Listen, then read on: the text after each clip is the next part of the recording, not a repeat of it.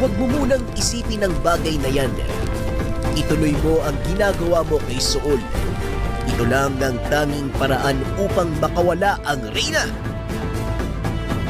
Huwag ka nang magpalusot, Saul. Dahil sa pag-uudyok mo sa dalawang demonyo, ikaw ang binalikan ng kamalasan. Tama ba ko?